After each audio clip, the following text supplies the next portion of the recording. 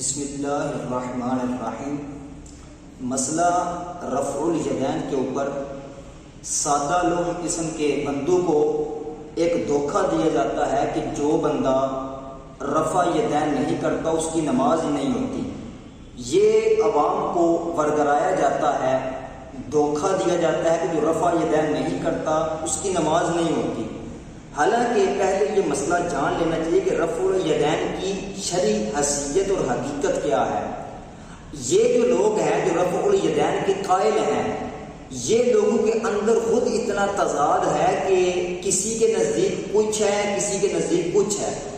ایک صاحب اس کے واجب ہونے کے قائل ہیں، دوسرے صاحب اس کے سنت ہونے کے قائل ہیں، تیسرے صاحب اس کے کچھ ہونے کے قائل ہیں۔ اب جب ان کے خود اپنے اندر اتنا تضاد ہے تو رفع الیدین کو بنا چڑھا کر جو ہے وہ لوگوں کے سامنے بیان کیا جاتا ہے کہ لوگوں کو یہ بتایا جاتا ہے کہ رفع الیدین نہیں کرتا اس کی نماز ہی نہیں ہوتی۔ حالانکہ رفع الیدین کی شرعی حیثیت کیا ہے، حقیقت کیا ہے، اس سے بالکل لا علمی ہوتی ہے۔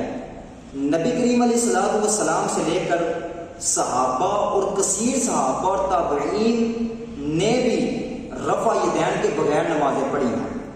اب دیکھیں نبی پاک علیہ الصلوۃ والسلام کی حدیث صحیح مسلم شریف کے اندر موجود ہے، جامع ترمذی کے اندر موجود ہے، مصنف ابن ابی شیبہ کے اندر موجود ہے، مسند حمیدی کے اندر موجود ہے۔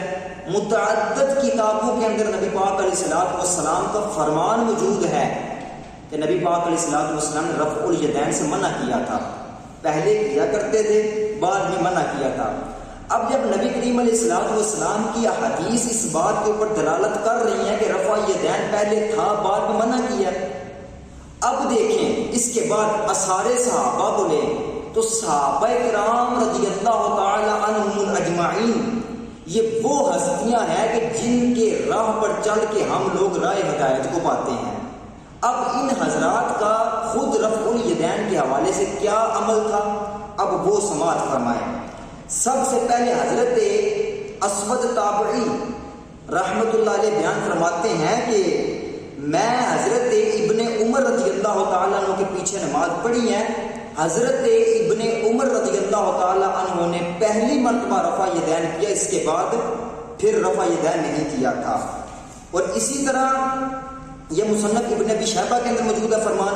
اب شرح معنی الاثار کی طرف آئیں، مسند کتاب ہے، اس کو یہ حضرات مانتے بھی ہیں۔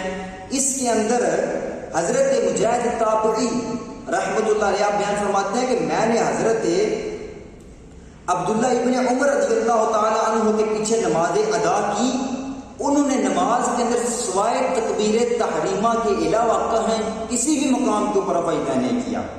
اب یہ شرح معنی الاثار کے اندر فرمان موجود ہے۔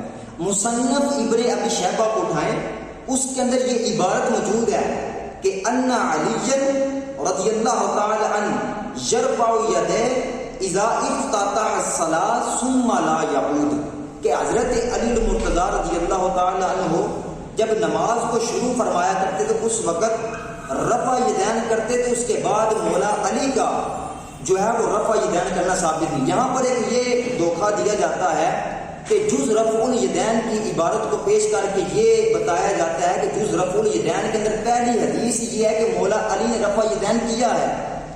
اب ذرا جز رفع الیدین کتاب کی حقیقت اور حیثیت کیا ہے اس کو نہیں دیکھا جاتا۔ حالانکہ جز رفع الیدین جو کتاب ہے امام بخاری رحمۃ اللہ علیہ کی طرف منسوب کی جاتی ہے، اس کی حقیقت کو آج تک یہ حضرات ثابت نہیں کر سکے۔ ہم نے پہلے بھی یہ دعویٰ کیا تھا ان سے کہ جو جز رفع الیدین کی مولا علی والی روایت موجود پیش کرتے ہیں، اس کا جو مرکزی راوی ہے جب اس کے اوپر کلام کیا جاتا ہے تو محدثین نے اس کو جو ہے وہ مجروح اور بالکل ضعیف قرار دیا ہے، اور اس روایت کو بنیاد بنا کر مولا علی رفع یدین کیا کرتے ہیں۔